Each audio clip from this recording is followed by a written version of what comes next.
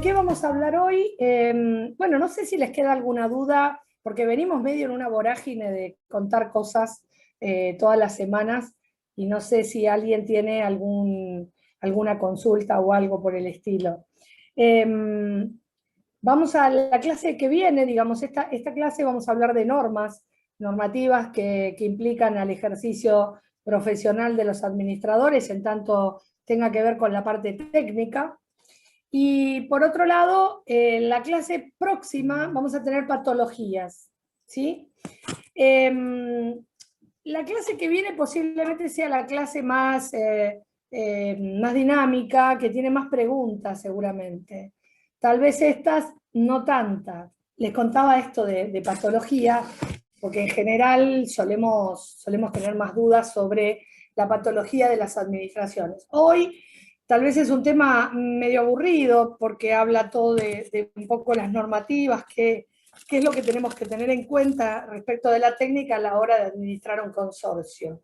Pero bueno, lamentablemente, aunque sea aburrido, son cosas que tenemos que saber y que deberían estar siempre actualizadas, porque eso los va a obligar a hacer determinadas cosas que tienen que cumplir. Hace 2 años, 2018, el gobierno de la ciudad hizo algunos cambios respecto del código urbanístico y respecto de su código de edificación, y así también trató de abaratar el tema de expensas para los consorcios de propiedad horizontal en la capital federal, que tenían demasiadas reglamentaciones obligatorias. Entonces todas esas relaciones de normativa obligatoria fue reduciéndolas para que de alguna manera también se reduzca el costo de las expensas, ¿sí? Entonces, bueno, esto es lo que vamos a ver hoy, cuáles son algunas de las normativas que son obligatorias de hacer, y también vamos a ver un poco de lo que es seguridad e higiene en lo que respecta a los consorcios. Así que si les parece bien, voy a poner una presentación y sobre esa presentación vamos trabajando, ¿sí? Si tienen alguna duda, piensen que yo los veo, a veces los veo y a veces no los veo, así que pidan pista y griten, ¿sí? ¿Ok? Parar algo y preguntar algo.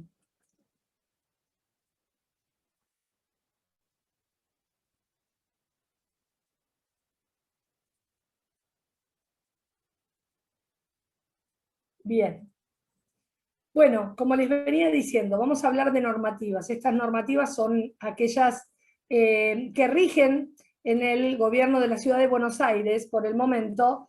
Las mismas normativas, muchas de ellas se duplican en lo que sería provincia de Buenos Aires. Digo para que queden claro que hablar de la ciudad de Buenos Aires es hablar siempre de los códigos madres o de las normativas madres, digamos, a partir de donde todo inconveniente, digamos, o todo lo que obligue a un administrador a cumplir, seguramente se va a gestionar primero en una normativa en la ciudad de Buenos Aires por su densidad demográfica, digamos. Seguramente la propiedad horizontal está dada en muchas de las ciudades, tanto sea de la provincia de Buenos Aires como Córdoba, Gran Córdoba o Santa Fe, y otras partes del país, pero que después van a estar casi todas regidas por la primer normativa, que va a ser la de la ciudad de Buenos Aires. Esas normativas van a tener que definirlas cada uno de ustedes y actualizarlas en el lugar de origen donde estén trabajando. Trabajando en la ciudad de Buenos Aires, no hay más que mirar la página de gobierno de la ciudad o tener un boletín que informe de las actividades para administradores de consorcio, y con eso le va a ser más que suficiente. En lugares de normativas de municipios más pequeños o localidades más pequeñas, van a tener que consultarlo, ¿sí? Cuáles son las normas que establece. Ya les digo, grandes ciudades tienen muy similar los requerimientos normativos a la ciudad de Buenos Aires, así que conociendo la ciudad de Buenos Aires van a poder salir adelante en cualquier otra localidad mientras averigüen de qué se está tratando, ¿sí? Bien, el código de edificación en los últimos años en la ciudad de Buenos Aires fue cambiando, ¿sí? y esto hace que haya cambios también dentro de las normativas de la ciudad, ¿sí? Entonces, este cambio fundamental de código de edificación y asimismo el código civil hizo que en algunas cuestiones que antes aparecían como lugares comunes o no lugares comunes de parte de los consorcios, empiecen a tener una renovada actitud, ¿sí? En esta infografía, que es del gobierno de la Ciudad de Buenos Aires, pueden llegar a ver por qué el código de edificación cambia o intenta cambiar en mejora de tener un consorcio, una propiedad horizontal más eficiente y más sustentable, ¿sí?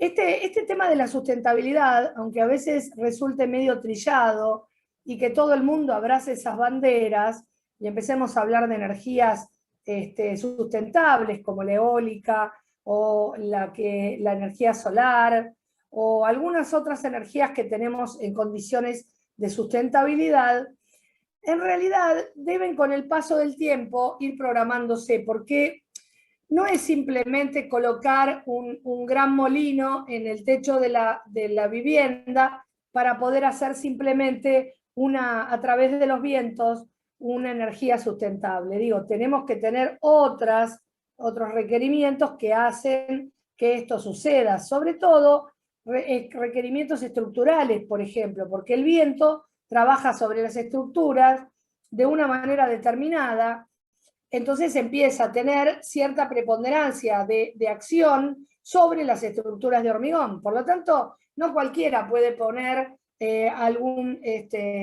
primero que no está permitido poner demasiadas cosas en la Ciudad de Buenos Aires, entre ellas tiene que pedir uno permiso, por ejemplo, para poner una antena, ¿sí? Cuando uno quiere poner una antena, no la antena de televisión, ni una antena de KTV, sino una antena para alimentar algún tipo de radio, o bien para teléfonos celulares, que muchas veces paga al consorcio una situación de canon por el uso de la superficie, obviamente tenemos que tener en cuenta en qué condiciones está el edificio, porque obviamente una antena, igual que una energía diferente, como puede ser la eólica, en el viento, en el movimiento, puede generar trastornos en la estructura. Por lo tanto, a veces siempre hay uno que en el consorcio establece, che, si ponemos una antena porque nos van a pagar. La antena tiene un montón de situación radioactiva, también las que son de uso de celular, en las cuales tienen unas grandes baterías que también van sobre el edificio.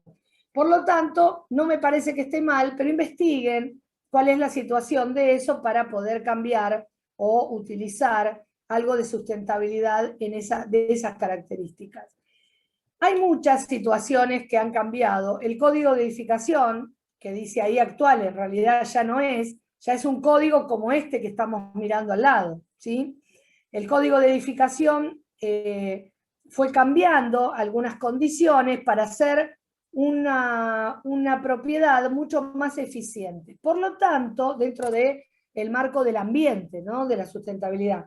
Por lo tanto, es obligación de ustedes, como administradores, reconocer qué mantenimiento va a llevar ese tipo de instalaciones sustentables que se van a dar. Tal es el caso, por ejemplo, de las terrazas verdes.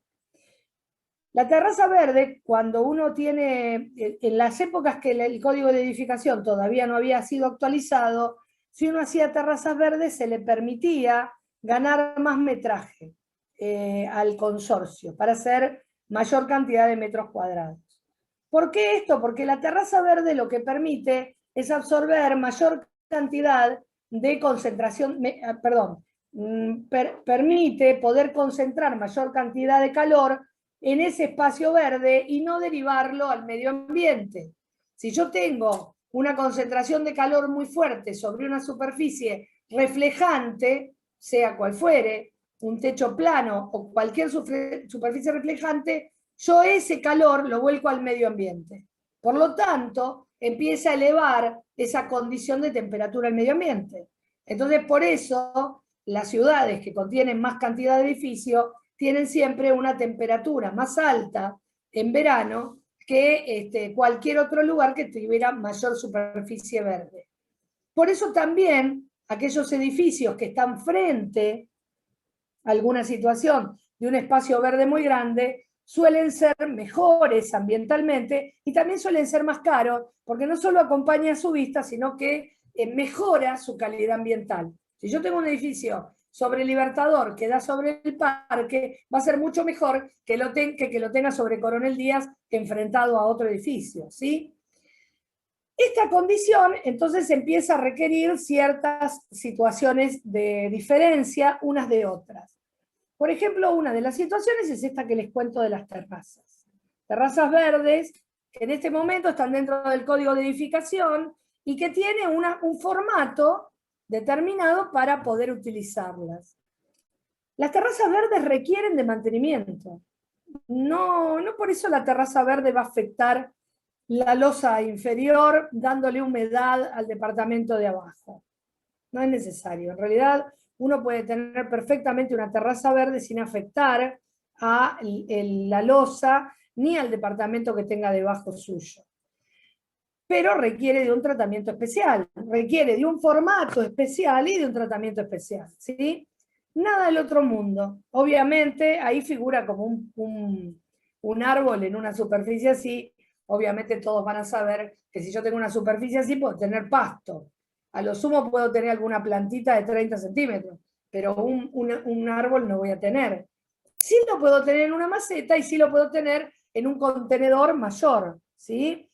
El espacio verde, todo lo que es lo que sobre de agua de lluvia, va a salir también por la canaleta, porque no siempre absorbe ese suelo absorbente de tierra que va a tener la cantidad de agua que puede llover en una semana. Y tiene otro inconveniente. Los techos verdes, si no están preparados en el uso como realmente se consideró inicialmente en el cálculo de estructura, posiblemente esa losa no pueda recibir esa cantidad de tierra que yo le voy a poner y que va a triplicar su volumen y su peso cuando llueva. ¿Sí? Si cualquiera tiene una maceta con tierra, se va a dar cuenta que cuando llueve la maceta triplica su volumen de tierra y cuando la querés levantar pesa más que cuando estaba seca.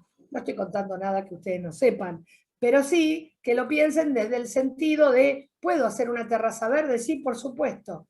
Debería estar preparada la losa o la losa permitirme, según un cálculo de estructura, que yo la pueda hacer, ¿sí? Las salas de máquinas les permite tener una maquinaria mucho más moderna en la ejecución de edificios más modernos. ¿Por qué? Porque acuérdense que cuando éramos más chicos, yo aún más que ustedes en su momento, todos los sistemas que eran de sistemas o de herramientas mecánicas o electromecánicas eran equipos enormes. Yo me acuerdo que yo me recibí en el 82, qué viejo. En el 82 del colegio y empecé a estudiar analista de sistemas. Después entré en arquitectura. Y lo que era un CPU era una habitación completa. Y ahora el CPU lo tenés en el teléfono, con un chip así chiquitito. La maquinaria, la electromecánica, también entró a trabajar en formato digital y pudo reducir esa situación de espacio. Entonces, esa situación de espacio más eficiente, no tan sobredimensionado, me permite a mí poder tener espacios más reducidos, siempre ventilados, obviamente, pero más reducidos. Por lo tanto, empiezo a tener espacios que cuando le cambio el sistema, por ejemplo, al ascensor de un edificio viejo, esa maquinaria que antes ocupaba una dimensión terrible, ahora no la ocupa. Entonces puedo hacer uso de esos metros cuadrados que tengo alrededor de eso. Bueno, subdivisión, esto que da el código de edificación, se los comento, no hacia la cosa del administrador, porque tiene que ver con la parte de lo que es la propiedad privada. Como ahora la propiedad privada permite el código de edificación hacer como mínimo 18 metros cuadrados, ¿sí? 18 metros cuadrados, ¿sí? 3 por 6. 3 por 6, 18, es una vivienda, en la cual incluye cocina y baño. Por lo tanto, eso solo lo puedo hacer al 50% del edificio. Y ustedes se preguntarán, Bueno, pero eso no, a mí no me afecta como administrador, es algo privado, es real, pero deberían saberlo solo por el simple hecho de que posiblemente se encuentren con el 50% de un edificio que tenga personas que tienen un lugar que es casi un dormis de 6 por 3, ¿sí? Esos son los metros cuadrados mínimos que se establece que establece el código de edificación. Es casi una habitación de hotel, dirías, ¿sí? Y de un hotel reducido. Las habitaciones de hotel son un poquito más grandes. El tema de los baños adaptados, ¿sí? En casi todos los edificios, en las partes comunes sobre todo, debe haber baños adaptados a discapacidad. Si ustedes tienen mucho espacio de común, digamos, que con mucho amenity debe existir un baño que le permita acceder sin barreras a todos los amenities, ¿sí? También el acceso por rampa. Los baños tienen una ventaja hoy por hoy en los códigos de edificación para poder hacer baños adaptables, que es la no utilización obligatoria de bañera ni la del bidet. Yo puedo hacer un baño completo, lo que antes no me permitía si no tenía bañera y bidet, y hoy lo puedo hacer sin bañera y sin bidet. Como así también los baños en este nuevo código de edificación, en sectores comunes o en bares, yo puedo tener un solo baño para mujer y para hombre. No necesito tener diferencias de género, ¿sí? Hoy por hoy no.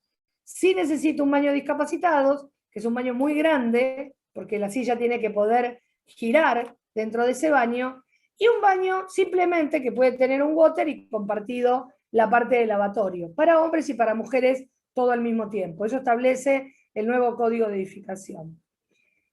Otra de las cosas que considera el nuevo código de edificación es la eficiencia energética. Todo esto hace a la utilización de sistemas de luminarias del tipo LED. La luminaria del tipo LED tiene la ventaja de poder dar energía de la misma manera que da una lámpara incandescente, pero con el menor consumo. Viste que cuando compras un LED capaz dice 15 watts, y en realidad tira 100. Es decir, consume 15, pero tira 100 watts. Entonces, la iluminación termina siendo muy eficiente a bajo costo. Muchos de los casos en los que existen este tipo de eficiencia lumínica, a veces no se puede lograr en edificios que son viejos, ¿sí? Porque no tienen espacio para poner los artefactos, o bien no quiere el consorcio hacer una compra de luminarias LED porque sale cara. El tema es que todo lo que sea sustentable tiene un costo inicial más caro. Si ustedes compran un aire acondicionado, que es un aire acondicionado A, va a salir mucho más caro que un D, pero la eficiencia energética del A es mucho más alta que la que puede tener un artefacto electrónico D o C. C es la que más van a ver, ¿sí? Entonces vos decís, bueno, ¿por qué me sale tan barato este aire acondicionado? Y porque tiene una eficiencia energética que es pobre. ¿Qué significa que la eficiencia energética es pobre? Que les va a gastar más luz. Entonces, con el correr del tiempo, al fin y al cabo, te salía más barato comprar el más caro. Lo mismo pasa con la mayoría de los artefactos que van a estar colocados en una vivienda. Voy a comentarles algo que no tiene que ver con la normativa, pero me interesa que lo sepan, que es con el tema del gas. Cuando nosotros, en los consorcios, que suele pasar mucho de los últimos años, cortan el gas del edificio y empieza a aparecer, creo que algo hablamos de esto, pero lo repito, y empieza a aparecer esta cuestión de todo llevarlo a electricidad, la realidad es que el consorcio no estaba preparado para tener un acceso de electricidad de las dimensiones de lo que ahora va a requerir. Porque en realidad, antes me alcanzaba con un cable de 6 que me llegaba desde mi departamento hasta donde está el medidor. Y hoy por hoy, como tengo que cargar demasiado la cantidad de electricidad, ya el cable que me alimenta desde los sótanos hasta mi casa, voy a tener que llevarlo mínimo de 10, porque de esa manera yo voy a poder repartir entre todos los artefactos de mi casa, ¿sí? Entonces, ya el consumo va a ser otro de casi toda la totalidad del edificio. Entonces ya no es el consumo de mi casa, es el consumo de mi casa y es el de todos mis vecinos. Por lo tanto, el ingreso de electricidad que la compañía eléctrica me va a proveer a ese consorcio va a tener que ser mayor. Entonces, muchas veces, en el peor de los escenarios, hay que empezar a pensar en una planta transformadora. Casi todos los departamentos, los edificios de departamentos nuevos que tienen casi todo sin gas y todo el uso es eléctrico, tienen una planta transformadora que la empresa que le dé la luz, sea de norte de sur, va a solicitarle para poderle dar alimentación a ese edificio. Esto, a ver, evidentemente trae un ahorro energético respecto del gas, pero da un consumo aún mucho mayor en la parte eléctrica. Y algunos consorcios que tienen casi toda la parte eléctrica tienen la ventaja de tener un grupo electrógeno, porque eventualmente a veces esa posibilidad no la tienen. Y cuando vos tenés gas, medio que bueno, bañarte podés bañar hasta que el agua no se corte, cocinar podés cocinar porque tenés gas, pero en realidad cuando vos tenés todo eléctrico no podés hacer nada, te tenés que ir de tu casa, no hay manera. Entonces muchos tienen grupos electrógenos que alimentan, por ejemplo, algunos casos solo alimenta sectores comunes y en otros casos las unidades funcionales. Obviamente, cuanto más requerimiento tenga ese grupo electrógeno, mayor va a ser el espacio que va a tener que tener. Y lo que habría que tener también es saber si ese grupo electrógeno cómo va a funcionar. Los grupos electrógenos pueden funcionar a combustible o a gas. Obviamente, si el edificio no tiene gas, posiblemente, muy difícilmente, lo tenga para el grupo electrógeno. Pero muchas veces sí hay un grupo electrógeno a gas. Mucho espacio, mucha ventilación. El de gas requiere de mucho espacio. En cambio, el que es por combustible requiere solamente de mucho espacio, mucha ventilación, pero requiere a su vez de una estiva del combustible. Es decir, tiene que tener dónde guardarlo. Es como vivir constantemente con una estación de servicio bajo los pies. No tanta cantidad, pero van a tener combustible. Y va a ser nafta, por ejemplo. Por lo tanto, todo eso debe estar estudiado.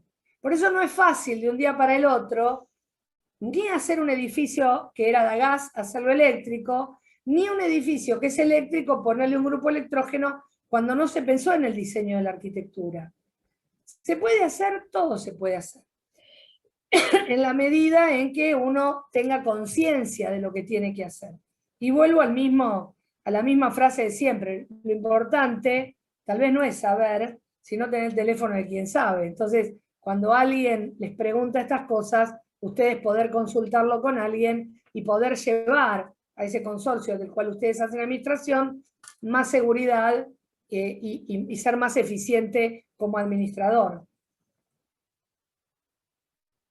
Otra de las cosas que cambia de este código de edificación viejo a este código de edificación nuevo, y es muy importante para el administrador, es el no requerimiento de una vivienda del encargado. Hasta el 2018, siempre que se hacía un edificio de propiedad horizontal, obligatoriamente tenía cantidad de metros cuadrados destinado a la vivienda del encargado. Y el encargado vivía en el edificio. A partir del 2018, lo que se considera es tener un sector de vestuario para el personal y un baño, que de esa manera le permite a un encargado externo, ¿sí?, que no tiene vivienda, o a varios encargados, ocuparse de la vivienda sin tener que vivir en el edificio. Es como una oficina, digamos.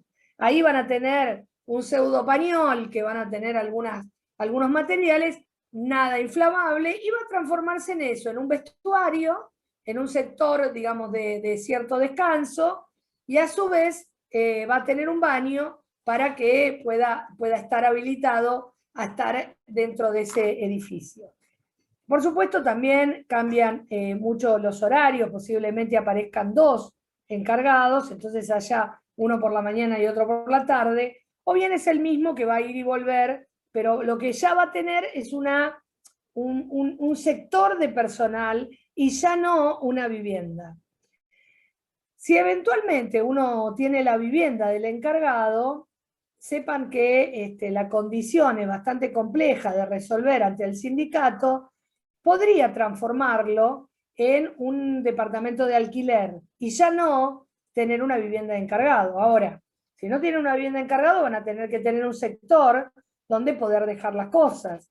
Y también van a tener que tener a alguien que les dé una contratación de terceros de afuera o alguien que contraten ustedes propiamente.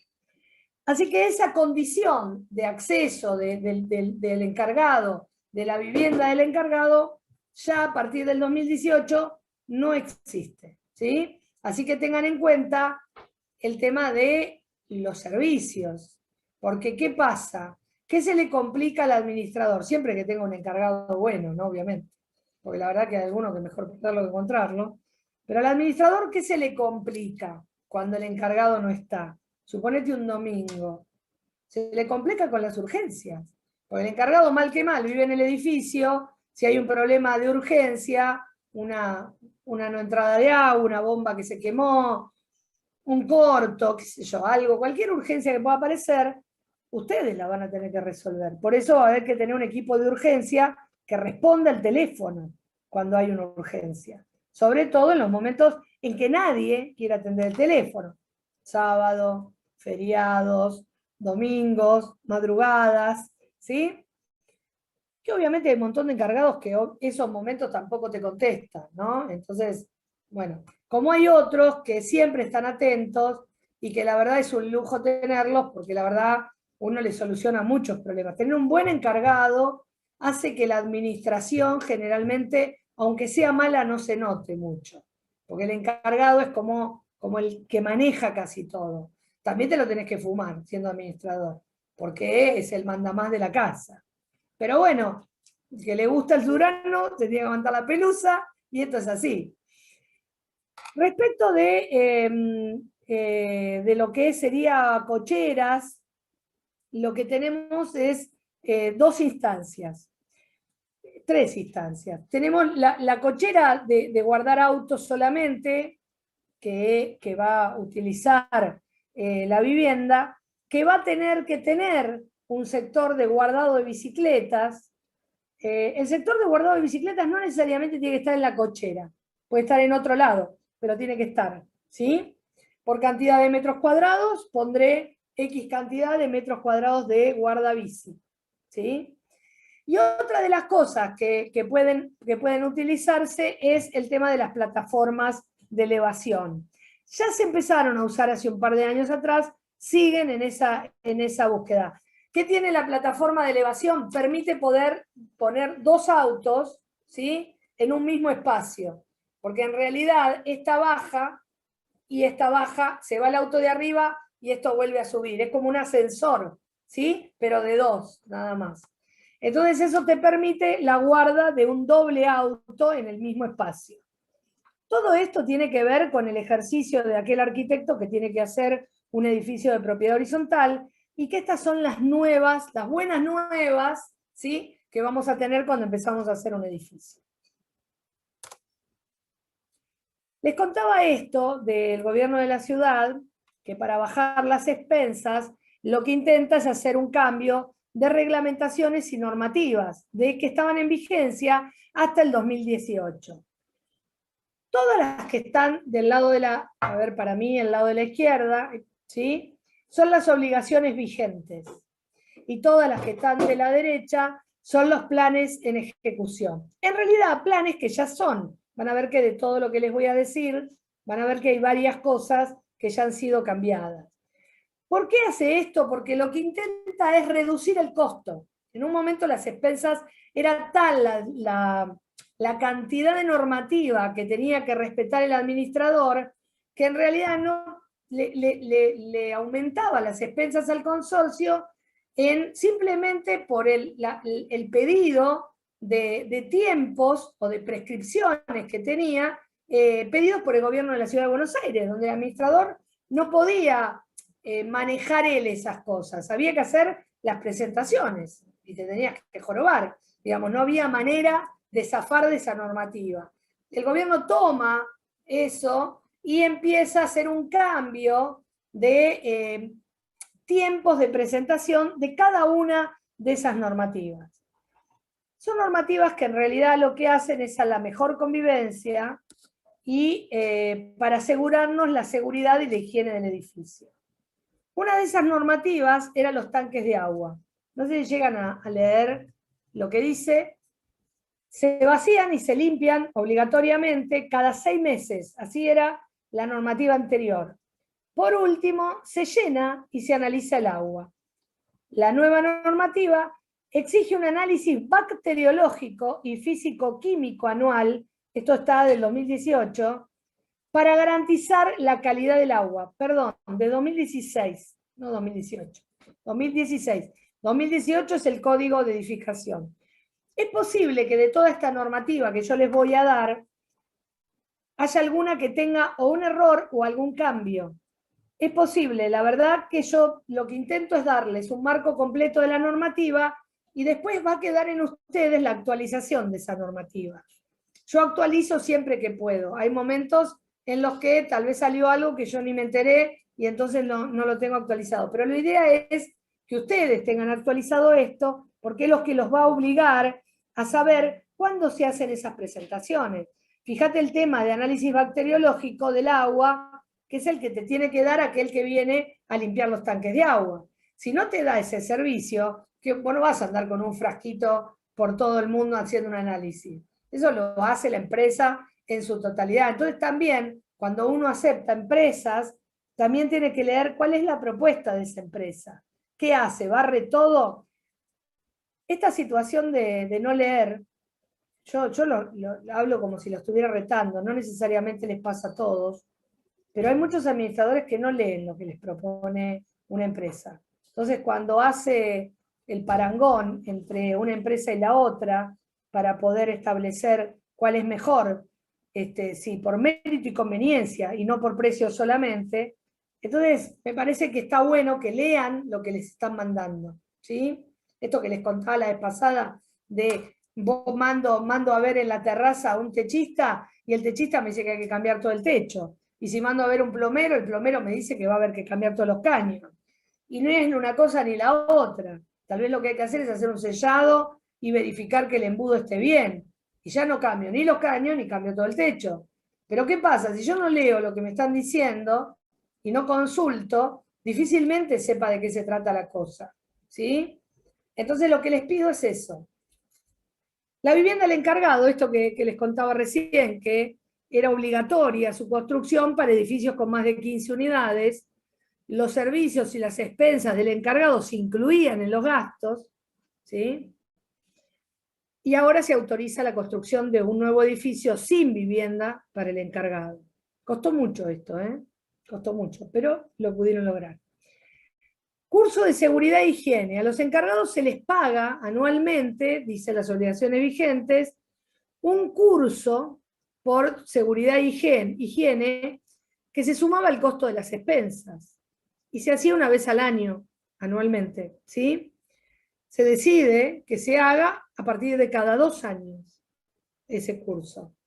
No sé si todos lo hacen. La verdad, ustedes me dirán mejor que yo los que hacen administración.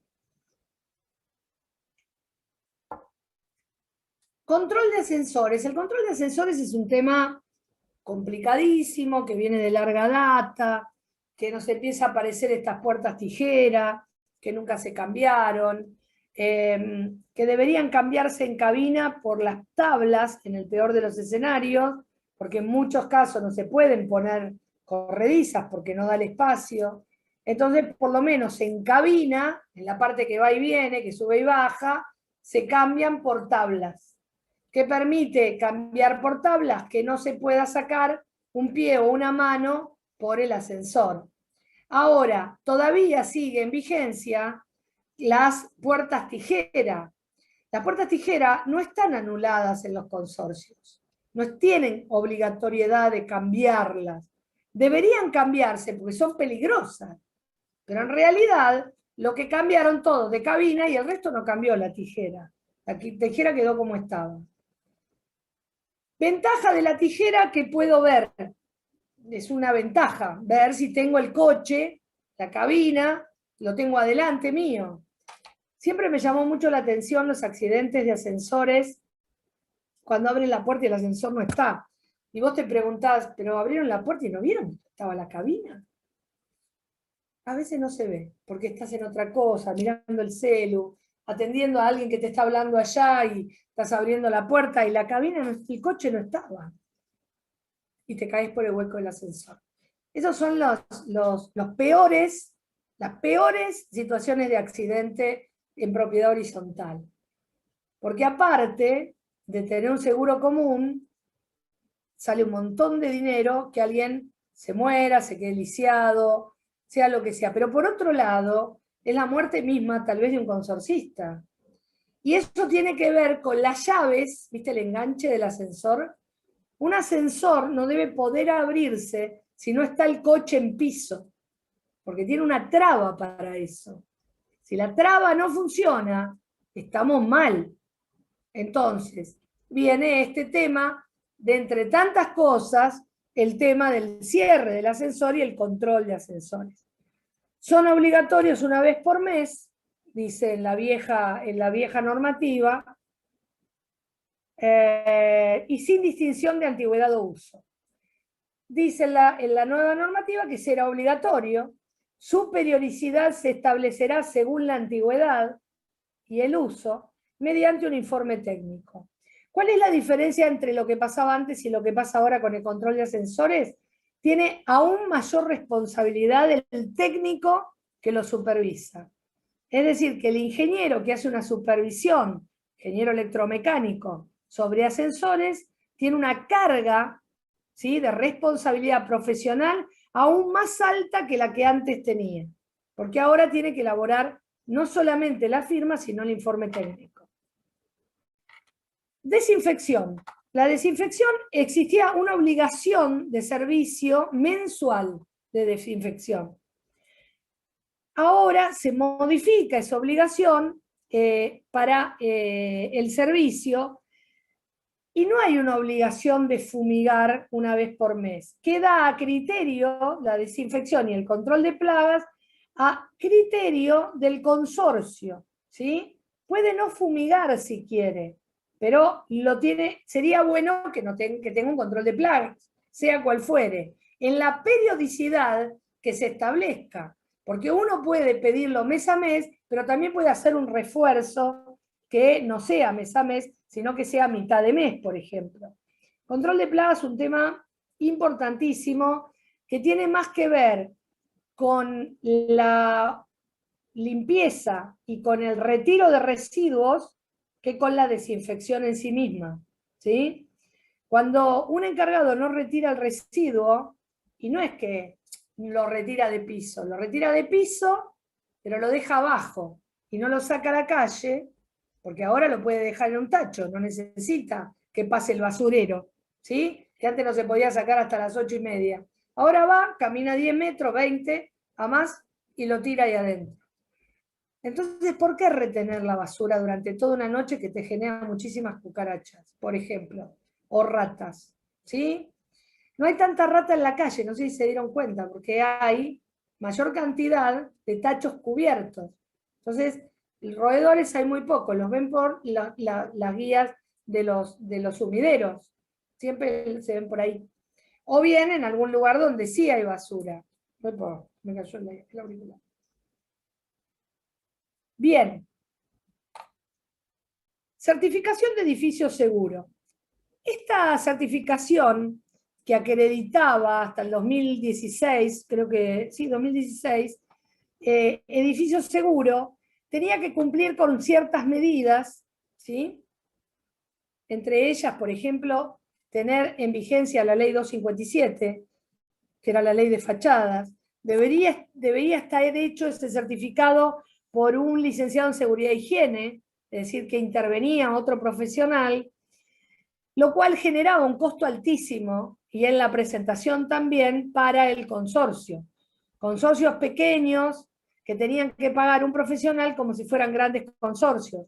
Bueno, ese certificado de edificios seguros se derogó. ¿Por qué por redundante, dice ahí? Porque en realidad el edificio seguro lo único que hacía era asegurarse que todas las normativas se cumplían. Entonces hacías todas las normativas y a su vez un certificado que decía que hacías las normativas. Por un lado yo creo que estaba muy bien, porque de alguna manera el representante de seguridad e higiene también controlaba la actividad del personal, llámese personal portero, jardinero, de vigilancia, controlaba también la situación edilicia en la que se encontraba el edificio, que muchas veces los administradores desconocen, porque no son expertos. Entonces un balcón que tenía un desprendimiento de su revestimiento, posiblemente seguridad y higiene lo pudiera ver o por lo menos alertara de que esa situación estaba complicada. Y el administrador muchas veces le pasa por alto. El administrador debería recorrer el edificio por lo menos una vez cada bimestre, en su totalidad, para verificar cuáles son los problemas que el edificio tiene. Porque si se deja llevar tan solo por lo que le dice el encargado, o esperar que algún consorcista lo llame por teléfono, la realidad es que no estaría bien. Primero porque no va a interpretar bien la cosa, posiblemente, y segundo porque si el encargado es el que tiene que limpiar y no limpia, posiblemente no se lo cuente. Entonces, cada 2 meses deberían hacerlo. No sé si les conté, yo fui inspectora de una administración de consorcios durante 4 o 5 años de mi vida, recién recibida de la facultad. Hacía las inspecciones. ¿Qué era eso? Había un administrador, tenía muchísimos edificios y nosotros éramos el equipo de trabajo de esa administración. Por un lado, llevábamos adelante las tareas que había que ejecutar. Llámese un cambio de cañería, llámese el cambio de una bomba, verificar algún pluvial, ver algún problema, pero a su vez, una vez cada 15 días, de acuerdo a la cantidad que teníamos, creo que cuando en un momento era una vez a la semana. Y después me parece que se fue expandiendo, pero simplemente porque no llegábamos a hacer toda la recorrida. Lo que teníamos que hacer era recorrer cada uno de los edificios junto con el encargado y mirar y hacer un relevamiento escrito de la situación del edificio.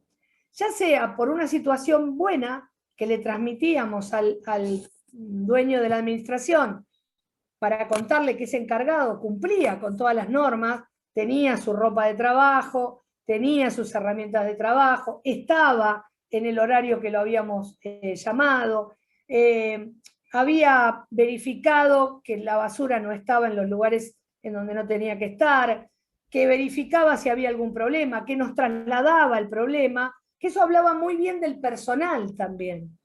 Entonces, había una condición de esa inspección que el encargado trataba de resultarle ameno a ese tipo que venía a controlarlo. Nosotros no controlábamos específicamente al personal, controlábamos la tarea de mantenimiento del edificio. Controlábamos, no la hacíamos salvo que apareciera el problema. Nosotros solo hacíamos un listado de cosas, teníamos una planilla pro forma, planilla que después les voy a mandar, creo que la tengo acá en uno de los videos, que nos permitía con esa planilla poder hacer barridos rápidos en edificios de propiedad horizontal. Tuve edificios de 20 unidades, tuve edificios de 150 unidades. El de 150 era la muerte misma, es decir, tenía que ir una mañana y después tenía que ir a la tarde, y después tenía que ir otra mañana y después tenía que volver a la tarde. Porque no llegaba a ver todo, porque yo tenía que recorrer los pasillos, fijarme, anotó esto que no tiene una luz, se fijó acá que no funciona el llamador, miró acá si la luz de emergencia estaba funcionando, ¿sí? Está abierta la puerta, tiene una puerta abierta y no puede tenerla abierta porque este lugar no puede entrar nadie, es un lugar de seguridad. Miles de cosas, desde pasar el dedo por el pasamano de la escalera hasta preguntar 1000 cosas, era la tarea que teníamos. No sé si las grandes consorcios lo hacen. Sé que los que tienen consorcios de gran importancia y con muchos pisos, sobre todo, con gente que tiene pisos, lo hacen. Entonces no comprendo por qué los administradores en los edificios que son más complejos no lo hacen, cuando en realidad muchas veces cobran casi lo mismo. Pero bueno, son opciones. ¿Quién es mejor como administrador? Siempre alguien que da buen mantenimiento y no tiene expensas terribles es un buen administrador, porque mantiene un edificio con 50 años de antigüedad, automáticamente va a tener todos los problemas. Yo le digo a todo el mundo que si quiere comprarse un departamento, se compre uno nuevo o un edificio que tenga más de 50 años de antigüedad. ¿Por qué esto? Porque en realidad, entre los 45 y los 50, el edificio colapsa y ya lo cambiaron todo. Entonces, es mejor comprar un edificio aún más viejo, salvo que entres al edificio, sea de más de 50 años y esté destruido, que eso puede pasar también. Eso significa que cada vez va a involucionar más. Porque cuando vos tenés un problema de calefacción, por ejemplo, y no lo solucionaste, te empieza a corroer el piso, y después te come todas las cañerías del sector, y después te come los desagües, y así sucesivamente. Es como no controlar un tumor, ¿sí? Vos tenés que saber en qué situación está. Entonces, una vez que podés, lo aislás y lo controlás. Pero si vos no lo controlás, se desmadra. Y lo mismo pasa con un edificio, lo mismo. Si yo tengo una rotura en una vena y no la voy a arreglar, obviamente en algún momento me voy a desangrar. Bueno, lo mismo pasa con el agua, porque tarde o temprano empieza todo a acrecentarse. Hacer estos temas de mantenimiento es lo más interesante en tener una administración de consorcio. Algo que les recomiendo a los administradores es, si no tienen posibilidades de poder tener personal que se ocupe del mantenimiento, una de las personas que ustedes de confianza tienen es el encargado. Entonces se le puede pedir al encargado que le haga un reporte, no digo un informe técnico, pero por lo menos un reporte que sea mensual, ¿sí? En algún momento le reportan mensualmente qué es lo que está pasando con el edificio en cuestiones de mantenimiento.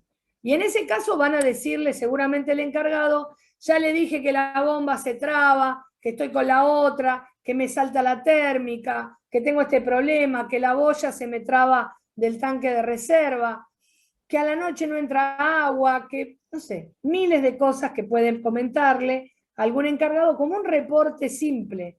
Obviamente se los dije, el encargado no va a hablar de lo que hace mal él. Si no va a decir, no, la basura no se sacó, está todo sucio el palier del 8, si no, eso no lo va a hacer. Pero por lo menos el reporte técnico lo puede hacer, mínimo. Porque a veces los administradores no tienen capacidad de tener personal técnico. Y otra de las cosas es contratar un personal técnico que le haga un informe mensual o bimestral o semestral de algún consorcio. Y cuando toman un consorcio, cuando lo toman, hacer un estudio como si fuese un diagnóstico. Primero, antes de tomarlo, traten de saber en qué condiciones está el edificio, porque para comprarse un problema, la verdad, salvo que estén muy necesitados, yo les diría que no se lo compren, ¿sí? Lo ideal sería saber en qué condiciones está. Eso se puede saber hablando con los demás consorcistas, se puede saber hablando con el encargado. Entonces, si no, piden a alguien que le haga un diagnóstico y pueda hacerse un diagnóstico completo con las unidades funcionales. Eso significa qué fue lo que pasó en los últimos años. Pueden pedir las expensas del último año, por lo menos para saber qué fue el que se gastó de mantenimiento. Si ustedes tienen un edificio de 50 años y ven que en esas expensas no se gastó absolutamente nada de mantenimiento y lo único que ven es arreglo de caño en octavo A, arreglo de desagüe en el octavo B, arreglo de chicote de cañería del calefón en el cuarto 5. Si empiezan a ver todo ese chiquitaje, y no ven cambio de montante, limpieza de lo que es el desagüe, si no ven la limpieza de pluviales, si no hay un mantenimiento de calderas, si no hay, calderas tiene que tener mantenimiento mensual. Pero digo, eso es lo que necesitan hacer. Por eso ese certificado en un momento era bueno, el del edificio seguro, porque al fin y al cabo había un ñato que venía una vez al año y decía, che, esto está mal, mirá que esto se te está complicando. Era por lo bueno que tenía. ¿Salía un poquito de plata? Sí, la verdad que sí, pero bueno, nada, lo sacaron porque les parecía redundante. Sigo, Matafuegos, mi amigo Matafuegos. Se obliga al recambio anual, ¿sí? Y la colocación de obleas trimestralmente. Se cambia todo por un control que pasa a ser anual, ¿sí? Matafuegos saben que debe instalarse y desinstalarse para poder recargarse al 50% siempre. La mejor empresa matafuegos que puede tener es aquella que le provee lo que le retira, ¿sí? Si no, al 50%. Ya van a ver cómo es matafuegos y qué se considera. Instalaciones fijas contra incendio, deben registrarse ante el gobierno de la Ciudad de Buenos Aires y realizar pruebas técnicas. Las instalaciones físicas, paso del plan de ejecución, se elimina la obligatoriedad de la construcción para edificaciones nuevas, se eximirán del mantenimiento a las construcciones ya existentes. Mantenimiento de calderas, se exige revisión cada 3 meses, así era, sigue siendo, se establecerá un control por el tipo de caldera. Según el tipo de caldera que se tenga, se va a ejercer el control. ¿Quién hace el control? Lo hace un ingeniero electromecánico también, que es un ingeniero en caldera, especialista en caldera. ¿Por qué la caldera necesita este control y tiene que ser un control importante? Porque la caldera es muy riesgosa. Tiene 2 temas la caldera. Una caldera simple puede tener el riesgo de su quemador, el tema de los vapores, y algunas cuestiones que hacen y se controlan a través de la presión. Vieron que todas las calderas tienen un manómetro en su costado que controla la presión de vapor en la caldera. Pero por otro lado, hay muchas calderas que están recubiertas por amianto, ¿sí? Que era un sistema que se aplicaba hace muchísimos años para revestir calderas y mantener la temperatura. Tal vez alguno lo habrá visto en la casa de la abuela, que era una plancha separando la heladera de la cocina, o una base que tenían como para poner sobre la hornalla para darle que el fuego de la cacerola no se queme directamente, sino fuera un fuego más disgregado, digamos. Eso se llama amianto, y el amianto está comprobado que es cancerígeno. Por eso al momento del retiro del amianto hay que hacer un trabajo de control, y que antes yo decía, el trabajo de los muchachos que sacan amianto se visten igual, yo decía esto hace un tiempo atrás, se visten igual que en ET. ¿Se acuerdan en la película, cuando lo van a buscar al ET, que entran todos vestidos con mascarilla, con escafandra, con guantes? Bueno, hoy tendría que decir que para sacar el amianto se saca de la misma manera que un médico entra a terapia intensiva con COVID. Terrible, nunca pensé que iba a hacer esto y que lo iba a ver de esta manera, pero así era, porque para mí era algo muy especial. La primera vez que los vi haciendo ese retiro, lo vi en la cárcel de Caseros, en la parte de calderas, antes de hacer la implosión, cuando sacamos el retiro, de todas las calderas que tenía la cárcel, vi al equipo que entraba a sacar el amianto. Era como que veía extraterrestres, todos vestidos de blanco, no me acuerdo ahora cómo se llama, el de las galaxias, los que están de blanco con el código del amianto. El amianto es absolutamente cancerígeno y en muchos casos aún sigue estando. ¿Me escuchan? ¿Hola? Sí, sí. ¿Gente? ¿Sí? Sí, sí, se escucha. Gracias, porque me aparece conexión inestable y no sabía si quedé, ¿no?, congelada. Y bueno, y todavía sigue estando en muchas cañerías. Tal vez la caldera se cambió, pero la cañería que está pasando por un pleno, para separarla, y esa caldera que llevaba agua caliente tenía un revestimiento de amianto y sigue estando en los caños que están inmersos en algún lado. ¿Qué problema tienen? ¿Cómo es cancerígeno? Es el polvo de eso. Si está mantenida, tiene como el amianto, es como si fuese una venda, parece como si te hubiese puesto, esperen que me quedé ahí, es asbesto, son fibras. Sí, señor, sí, señora, no sé por qué pasé, dije, señor. Es el asbesto cemento. El asbesto lo que hace es eso, es generar el polvo cancerígeno. Por lo tanto, esperen que voy de vuelta acá, hay que tener en cuenta, si los tienen, bueno, van a tener que retirarlo, ¿sí? O por lo pronto van a tener que confinarlo. ¿Qué es confinar? Es ponerle algo por delante. Si yo lo tapo, por ejemplo, con un Durlock. Si lo sigo teniendo ahí a la vista, lo tapo con un Durlock y lo meto adentro. ¿Sí? Bien. ¿Te hago una consulta antes? ¿Te puedo hacer una consulta? Sí, sí, por favor. Lo que hablabas antes de las Eh, instalaciones fijas. ah, bien. ¿Hola? Sí, claro, que carísimo. Perdón, estoy leyendo lo que me mandaron. Decime, sí. Las instalaciones fijas contra Decime, Martín, incendio. estabas hablando vos. Martín, si las instalaciones fijas contra incendio, los edificios nuevos decís que ya no te piden todo lo que es cañería, manguera contra incendio y todo eso, ¿no lo Sí, están sí, pidiendo? sí, piden contra incendios, sí, sí, lo piden. Lo piden. Ah, Lo que pasa es que tiene un sistema que elimina la obligatoriedad para edificaciones nuevas porque lo tienen desde otro, lo tienen considerado desde otro lugar dentro del código de edificación. ¿Sí? ok. Sí lo Pero, obliga. ok, Sí, ok, sí, tiene ok. obligatoriedad. A ver, el sistema de incendio es obligatorio, por ejemplo, el palier protegido a partir del 10º piso. ¿Sí? Entonces, esas instalaciones fijas, a partir del 10º piso empiezan a aparecer. ¿Sí? Lo que no te da es la obligatoriedad de hacerlas, ¿sí? Porque las haces de otra manera. Ok. No de estas presentaciones en aquellas que son existentes. ¿Sí?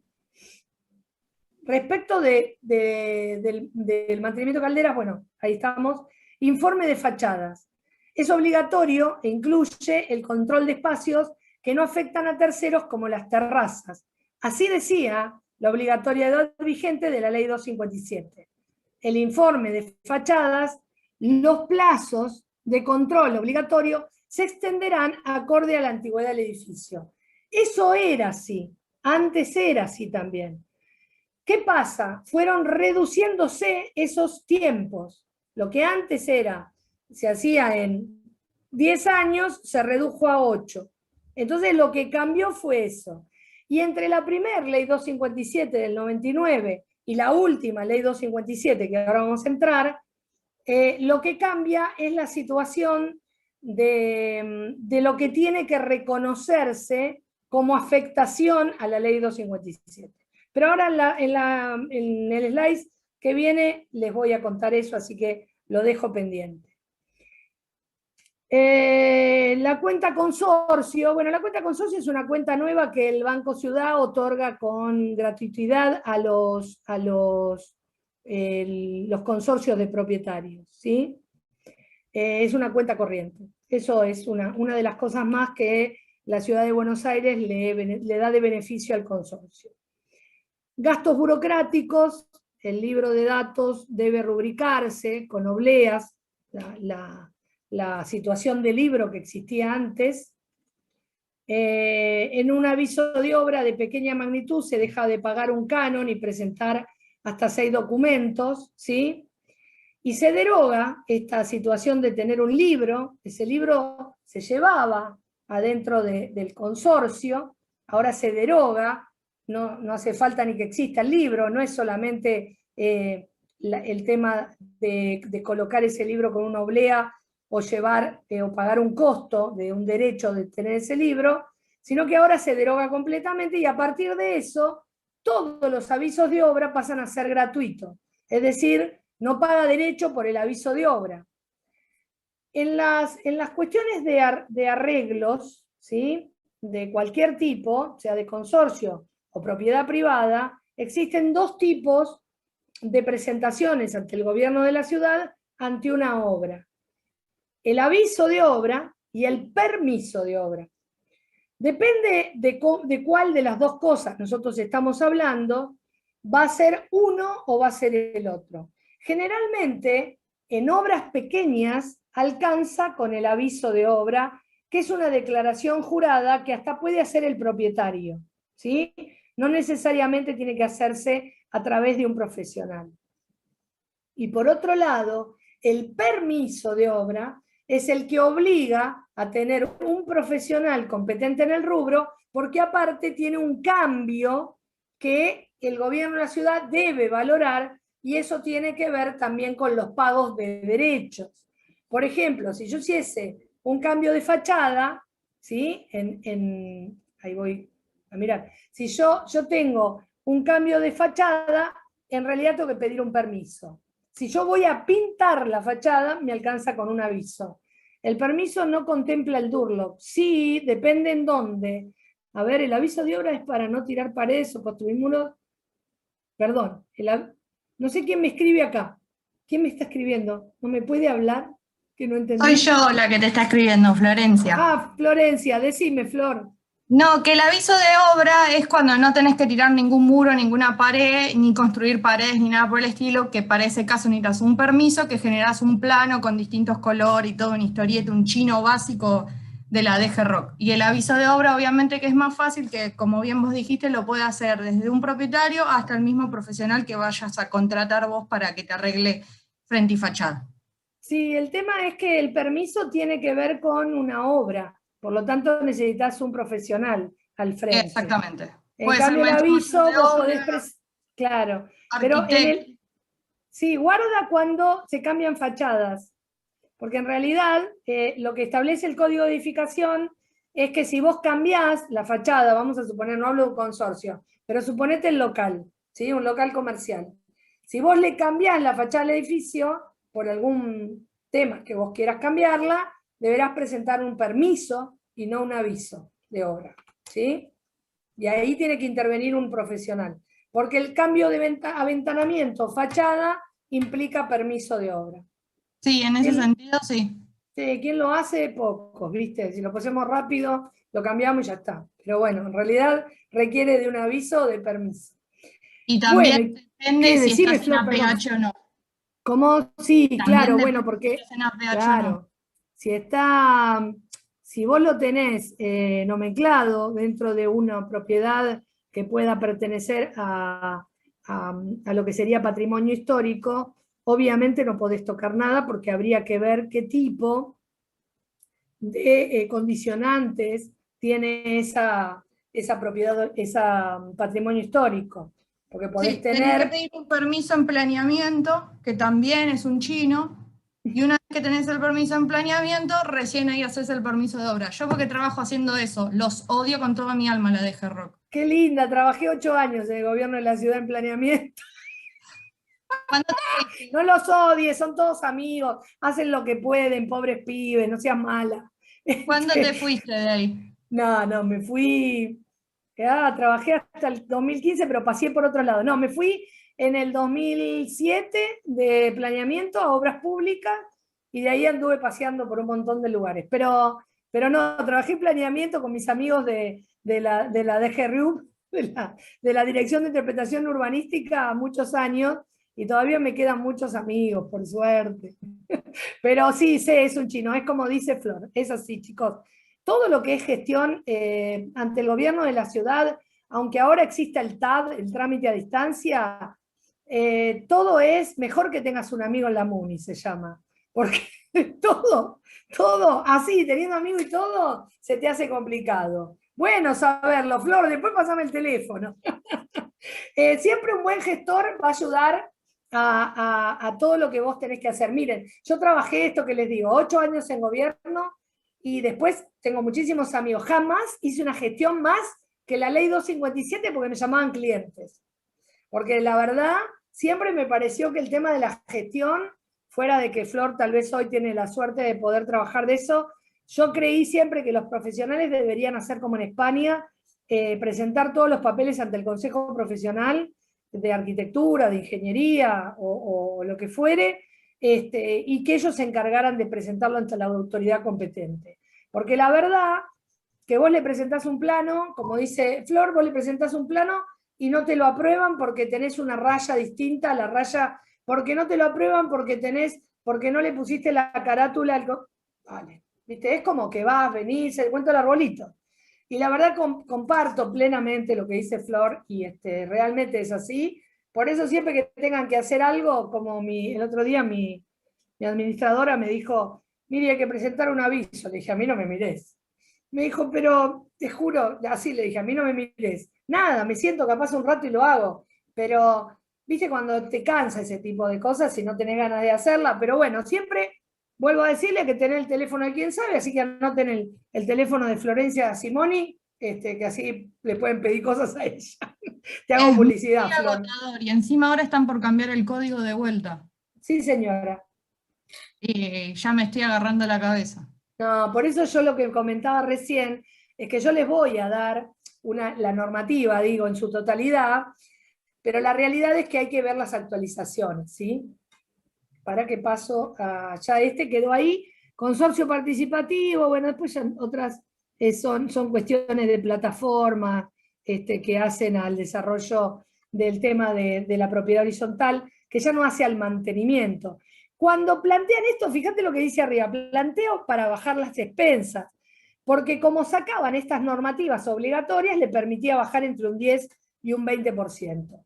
Primer normativa, mis amigos queridos, de la 257, que se cambia ahora por otros decretos y va modificándose, pero la base de la ley es esta, la 257. Cuando te hablan de ley de fachadas, es esta. Siempre con un profesional por delante, esta ley hay que presentarla, las consideraciones de los inmuebles, consideración que cambia con la nueva normativa en los últimos tiempos para aquellos que tienen primer piso sin salientes. Yo les cuento que la primera del 99 decía lo mismo. Entonces, lo que tenías que hacer era hacer una presentación, la presentabas por primera vez y pedías la excepción en la segunda vez. En este caso dice que pedir la excepción en la primera. Bueno, fenómeno. Mejor. Pero ley de fachadas implica muchas cosas. Digo, establece que los propietarios de inmuebles deberán acreditar haber llevado a cabo una inspección técnica específica del estado de conservación de obras, mantenimientos de balcones y fachadas.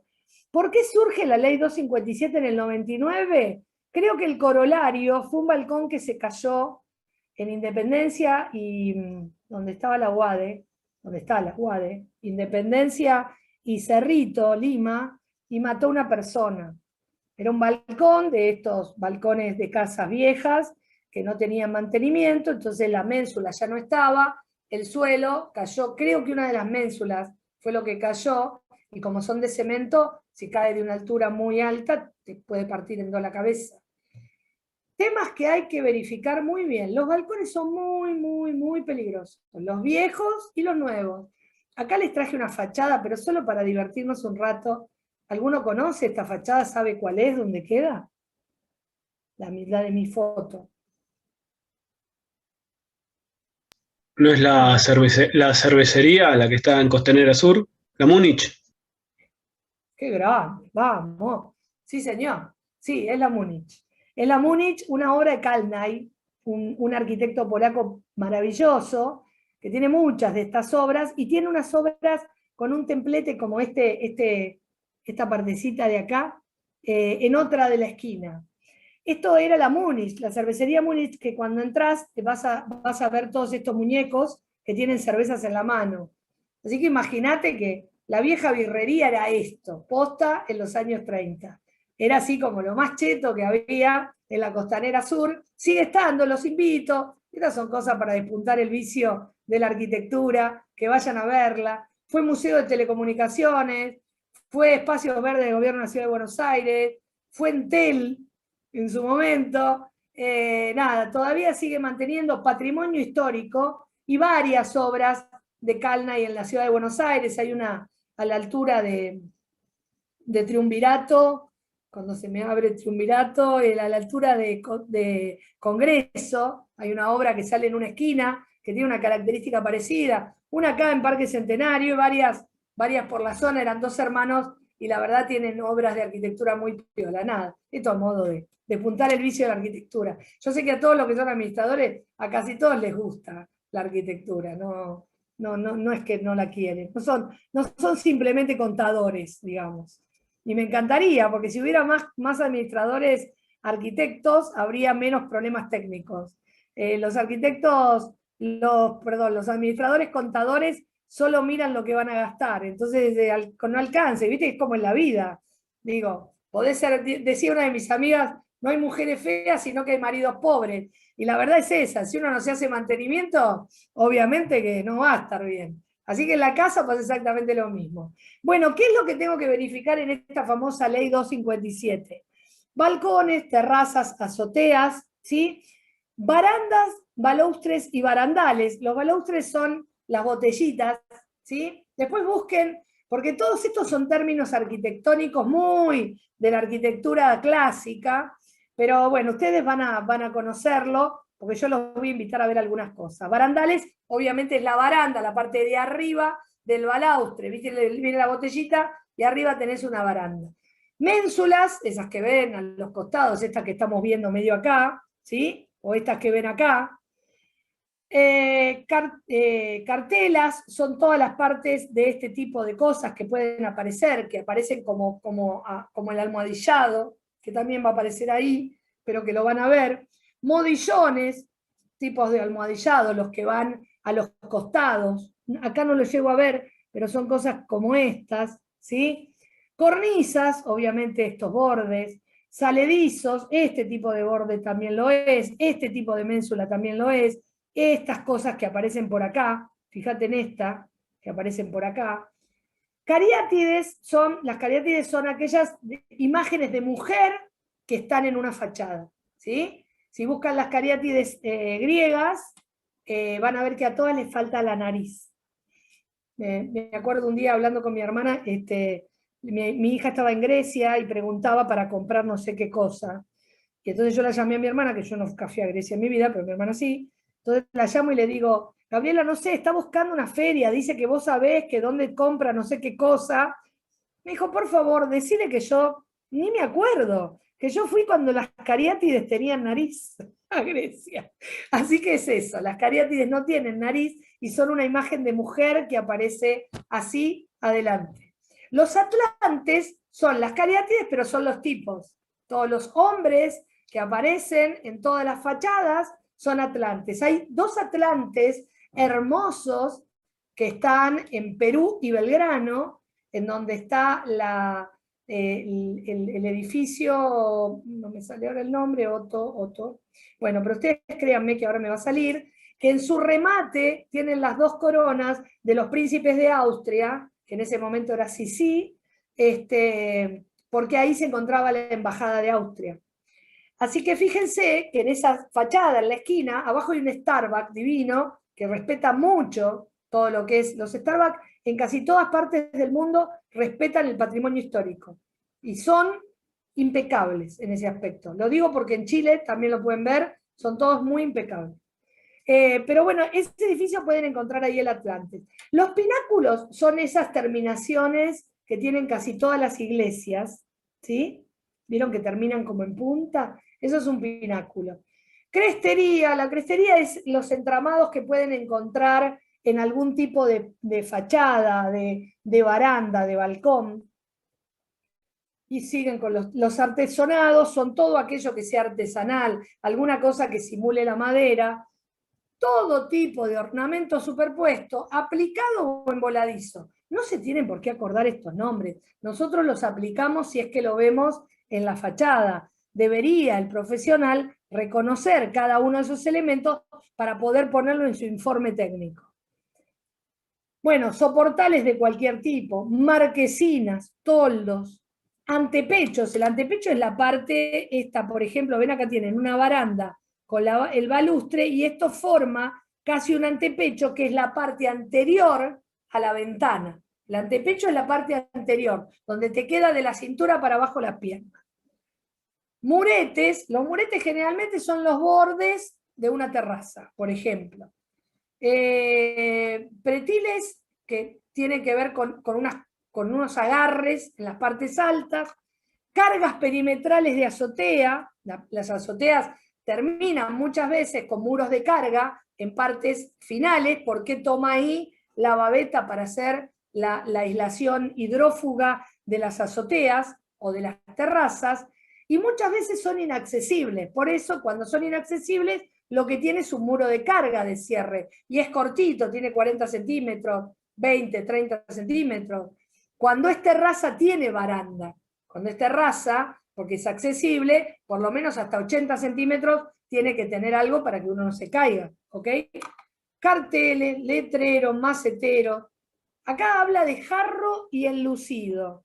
Entre los amigos, jarro y enlucido se llaman reboque fino y grueso, ¿sí? Los enlucidos son los reboques finos, los que enlucen, lo que le dan la belleza interior. El jarro es aquel reboque grueso. En los únicos lugares que no le llamamos jarro y enlucido es en Argentina, creo, porque después vas a Chile y le llaman jarro y enlucido. Y si tenés a alguno de los chicos paraguayos también le llaman jarro y enlucido. Es decir, que casi toda América Latina le otorga ese nombre, que es el nombre de los libros. Pero para nosotros es reboque fino y reboque grueso. Revestimientos de mármol, guarda con eso, hay que verificar que no estén cayéndose, que no estén oxidados, que no estén partidos.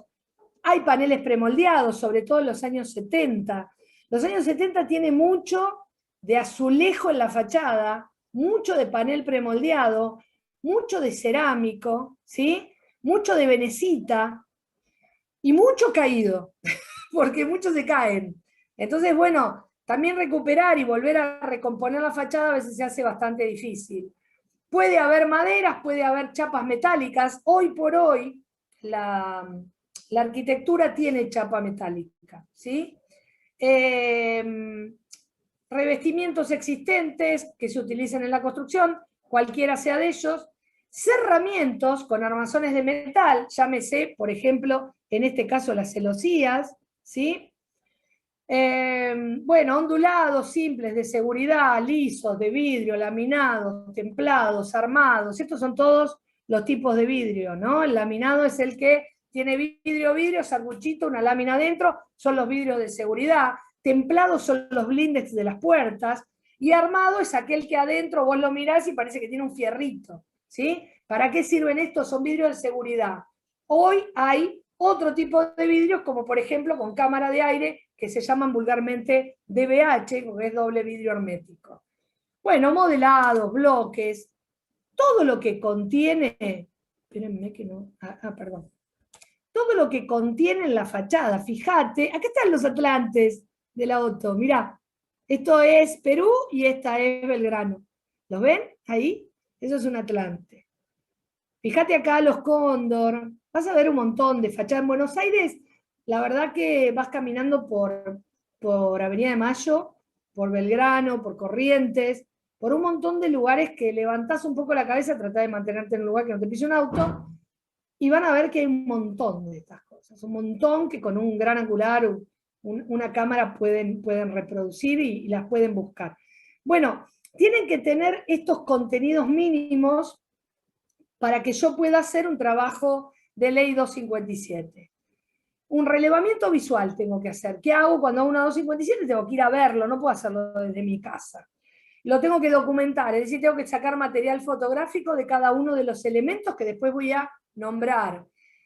Antes se escribía, se armaba un informe, después se ve que le agarró vagancia a los arquitectos y armaron un proforma. Y con ese proforma que se hace a través de un trámite a distancia vas contestando a estas cuestiones. Debería haber constataciones debidas documentadas, dice, de la ausencia de daños aparentes. Debería establecer uno cuáles son los daños aparentes. ¿Qué es un daño aparente? Es un daño que veo. eso es un daño o un vicio aparente dentro del marco de la construcción. Cuando tengo un vicio oculto, no lo veo, ¿ok? Y eso tiene que ver con el marco del derecho. Vicio aparente, lo veo. Vicio oculto, no lo veo. ¿Qué puedo poner en la ley 257? Solo lo que veo. Para los elementos estructurales tengo que hacer una comprobación de la concordancia entre los planos de obra y las estructuras existentes. En general, siempre coincide, si no se caería. Comprobación debidamente documentada del correcto uso de las estructuras. Esto que contábamos antes de las terrazas verdes. Si yo tengo una terraza verde con una losa que en realidad, terraza, ley 257, y en realidad yo no tengo esa losa preparada y veo los cálculos estructurales o veo los planos, no está preparada para tener tanta cantidad de tierra, vamos a suponer que voy a mirar y tengo 40 centímetros de tierra, obviamente voy a tener que declararlo como que es un riesgo, ¿sí? En el caso de no encontrarse con los planos de la obra ejecutada, constatar la existencia de datos aparentes o comprobar el uso incorrecto de las estructuras. El profesional debe evaluar la seguridad de los elementos estructurales comprometidos. Esos son los casos de los balcones. Es decir, yo tengo que decir, no, se encuentra comprometida la estructura. O puedo decir, no, simplemente se encuentra comprometido el revestimiento, que con el correr del tiempo me puede afectar la estructura. ¿Sí? Puedo hacer una ampliación de ese informe técnico, puedo describir la parte edilicia del inmueble, digamos, de la tipología edilicia. Puedo decir que es un inmueble tipo propiedad horizontal o edificio de renta, o puedo decir que es un inmueble moderno, del tipo de movimiento moderno, o bien que pertenece a la L'École de Beaux-Arts. Digo, de acuerdo a la información que yo tenga, puedo establecer de qué tipo de tipología estamos hablando. Y también puedo hablar de tipologías que tiene que ver con el uso, es decir, puedo hablar de que es un pH, o puedo hablar una propiedad horizontal, perdón, de 7 u 8 edificios, o puedo hablar que es una propiedad horizontal de 2 pisos, o puede ser una casa de 2 pisos. Esto corre para todo el mundo, la ley 257, no es solamente para aquel que tiene más de 2 pisos, es para todos. Y la antigüedad es lo que me hace hacer las presentaciones con mayor asiduidad, ¿sí? El profesional firma una declaración jurada, por lo tanto es responsable. Por eso las leyes 257 suelen ser no baratas en el mercado. Hay de todo, van a encontrar profesionales que lamentablemente firman cualquier cosa, y también hay profesionales que no tienen la expertise para hacer esto. Yo creo que es muy bueno para el administrador tener un profesional que esté avalando esto. El administrador no tiene por qué saber esto, pero un profesional que tiene una matrícula en ejercicio tiene la obligación de saberlo. Entonces ustedes, yo creo que eso los deja un poco más tranquilos.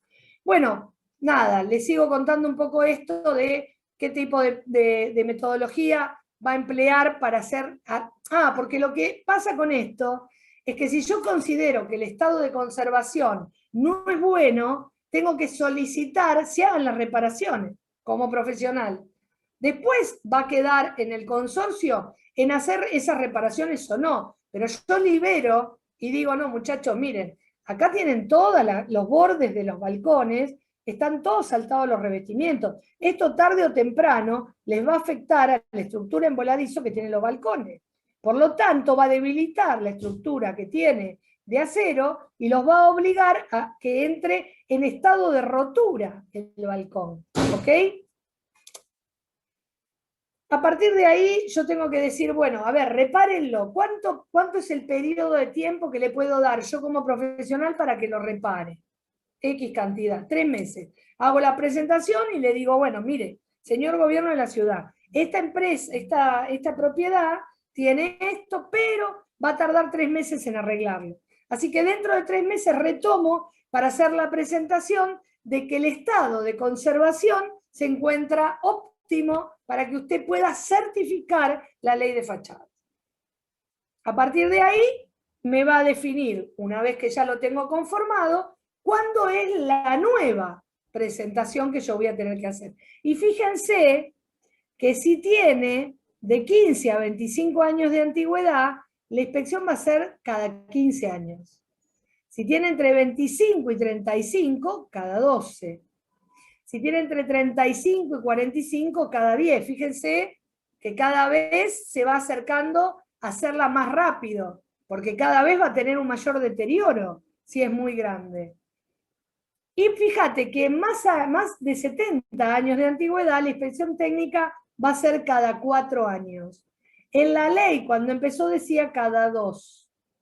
Entonces, de alguna manera, modifica esta ley para que uno pueda hacerlo, porque cada 2 años pagarle a un profesional para un consorcio o para un privado resultaba algo oneroso. Esto que está acá es un paso de cómo hacer toda la certificación de ley 257, es decir, todo lo que un profesional va a hacer hasta poder llegar a la entrega del certificado. Entrega del certificado que hoy tiene un QR y todo este trámite se hace por trámite a distancia.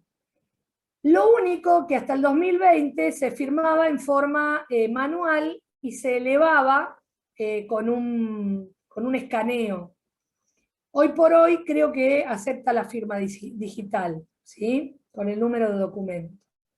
De todas maneras, es lo que le dije siempre al gobierno de la ciudad. ¿Quién se va a poner a hacer una presentación de ley 257 que no sea el propietario? ¿Quién va a venir a pagarle a un profesional para hacer esto? Nadie. Y si no es el propietario, dale gracias que alguien lo está haciendo. Si fuera un consorcio, lo que tienen que hacer es una escritura si no hay mandatario. Si no hay administrador, con una escritura sola y con uno de los consorcistas que firme, sin ningún tipo de obligatoriedad de ese propietario, alcanza para poder hacer la presentación de la ley 257. Hasta hace un tiempo le mandaban intimación a Dios y a María Santísima. Ahora se calmaron un poco, no quiero ser agorera, pero como seguramente me van a necesitar plata para la campaña, van a empezar a mandar de vuelta. Limpieza de tanques es otra de las cosas que tenemos pendiente, que esto que se necesita desagotar, desinfectar. Chicos, perdón que mire, pero me está volando la casa, no sé ustedes, pero está bien, yo vivo en un piso alto. Hay mucho viento. No, de golpe miré así, vi que se me huele el gato, no sé. Bueno, no hay nadie aparte de mi casa, así que no puedo decir, sacá la ropa, nada, estoy acá. Cada año necesita hacerse esto, de desagotar, desinfectar e impermeabilizar los tanques para asegurarse la calidad de agua. Guarda con las tapas de los tanques. Es tanques como este o en tanques de reserva como los grandes que estamos acostumbrados a ver en las propiedades horizontales, ¿sí? El tanque de bombeo, el que está abajo, también se limpia, ¿sí? Generalmente, cuando limpiamos tanque de bombeo y tanque de reserva, tenemos que ver que esté una entrada de agua buena, porque si tenemos una baja cantidad de agua, eso se llama nivel piezométrico, es decir, cuando baja el nivel de agua en toda la capital o en toda la zona donde estés, a veces no alcanza a cubrir los tanques en la noche, ¿sí? Entonces, cuando van a hacer esto, fíjense que no sea una temporada alta de verano en donde el agua tiene un consumo muy importante, ¿sí? ¿Por qué? Porque si te quedás sin agua en los 2 tanques, se te complica la vida. Tenés 3 días sin agua todo el consorcio, ¿sí? El tanque por eso le digo, el de bombeo, que es el que está abajo, el que aguanta, el de bombeo le carga el agua al agua de la calle. Y ahí tiene unas bombas, y esas bombas salen. ¿Me aguantan un minuto? Un minuto, por favor.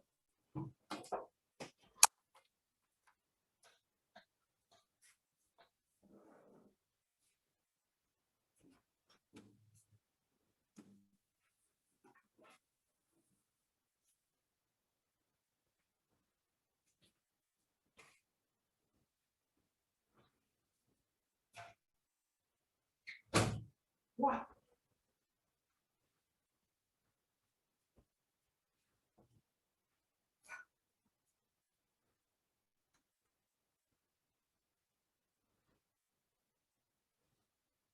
Acá estoy.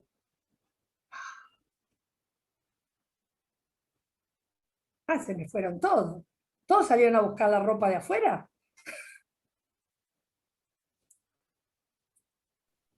No, estamos. ¿Están ahí? Bien, perfecto. Ahí voy.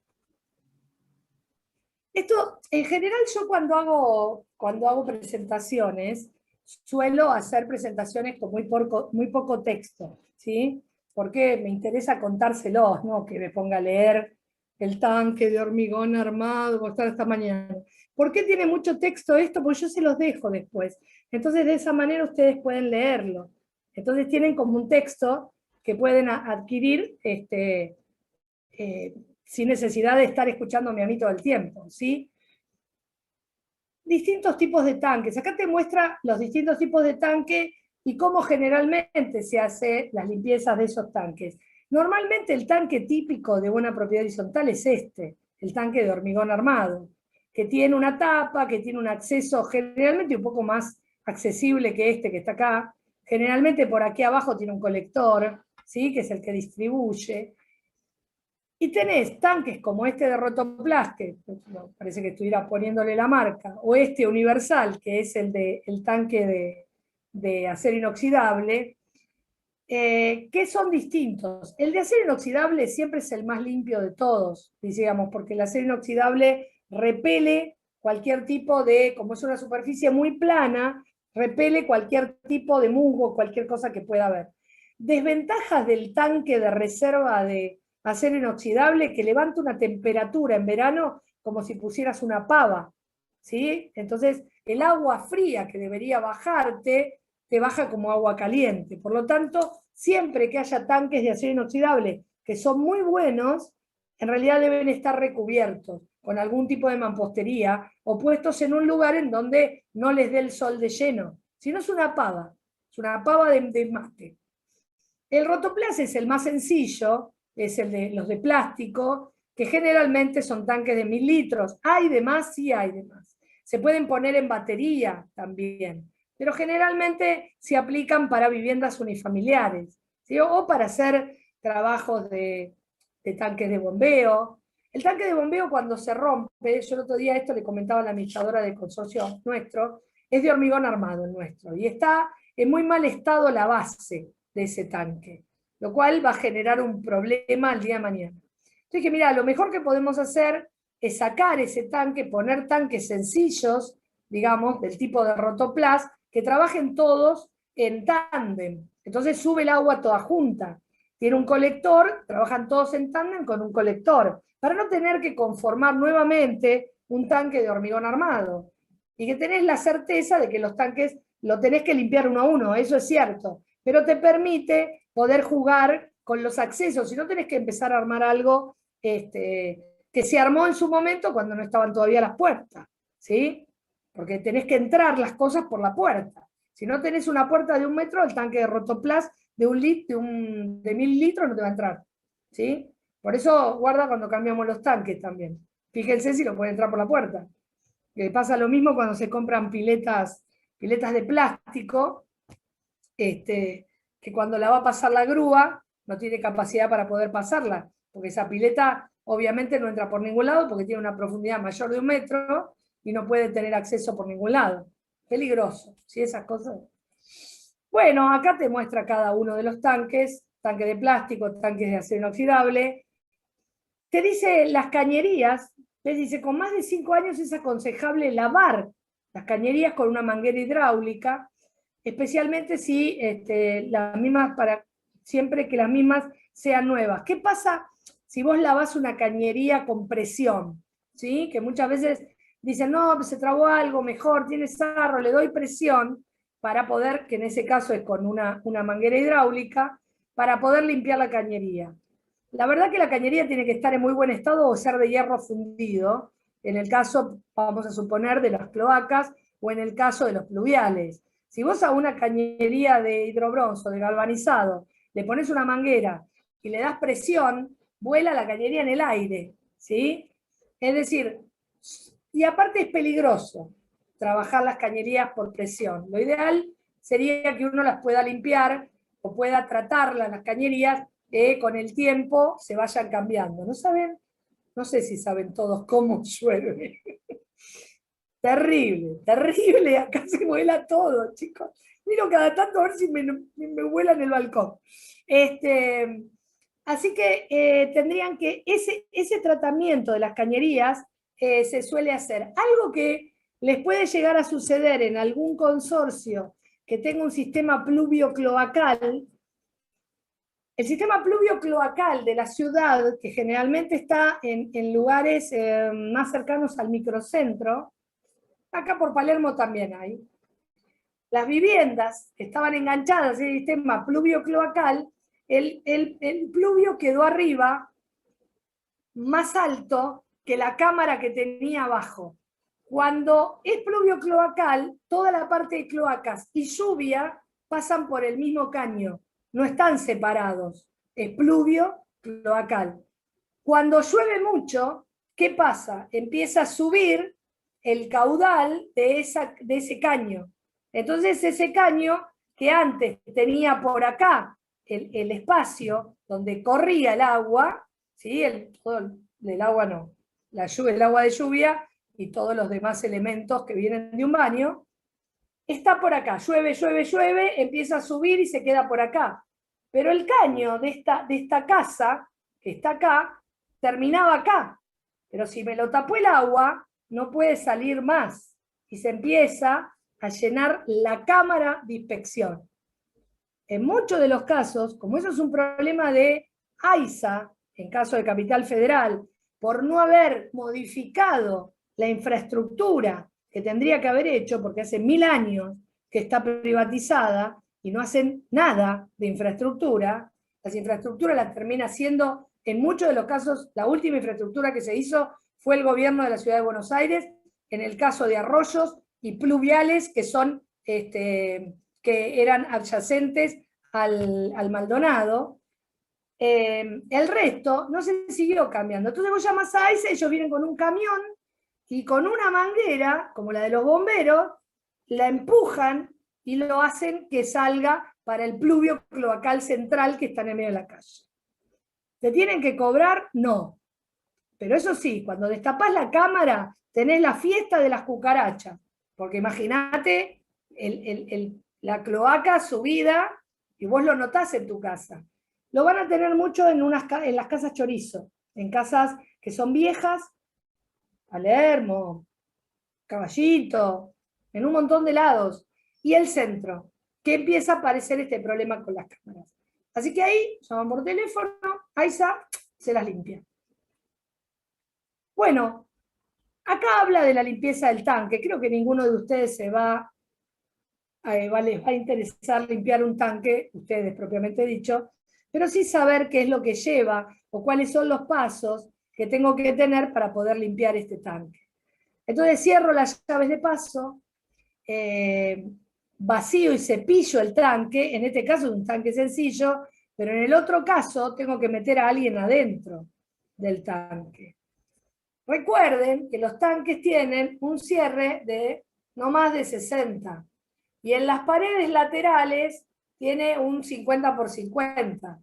Por lo tanto, van a ver que la mayoría de los chicos que limpian tanques son muy delgaditos y chiquitos. Porque cuando estás adentro de un cubo de hormigón y tenés que cepillarlo y limpiarlo bien.